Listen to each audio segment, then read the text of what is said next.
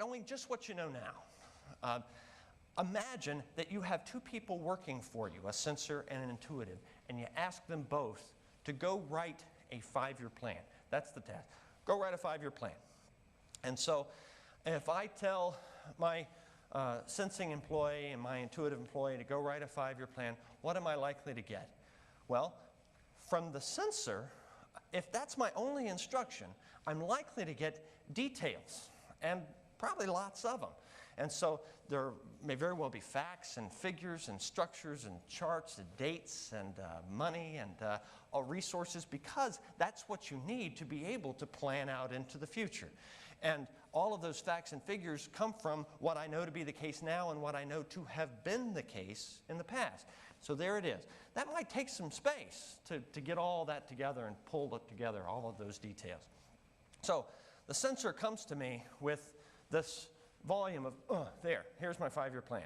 Now, the intuitive comes up with a piece of paper, perhaps, or a 3x5 card. I mean, here's my paragraph. Here's my vision statement of where I will be 5 years from now. And so there doesn't necessarily have to be a lot of volume to that, because it's out kind of unencumbered with all the detail of now and what was. So that may very well happen.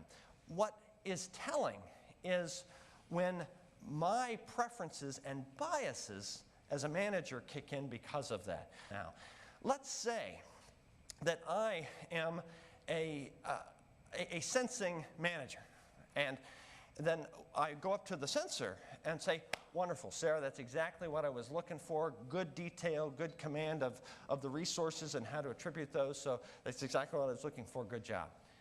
Hey, Earth to Shirley. You know, what are you talking about? This is where you're going to be.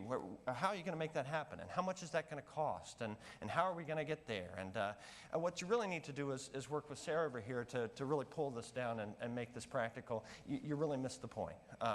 And hear all of the belittling judgments in there. And it's from the sensing point of view that we come up with the term airhead. And that's the way a sensor can see the intuitive as being somebody who, I don't know what you're talking about, pulling all these data from out in the clouds. And that's, so that's going on. But at the same time, let's flip the coin. And let's say you've got the intuitive manager who goes, hey, sure, that was exactly what I was looking for. Way to think outside the box and really be expansive, not be tied down. That's exactly the kind of vision I was looking for. Good job. Hey, Sarah, the proctologist just called and they found your head.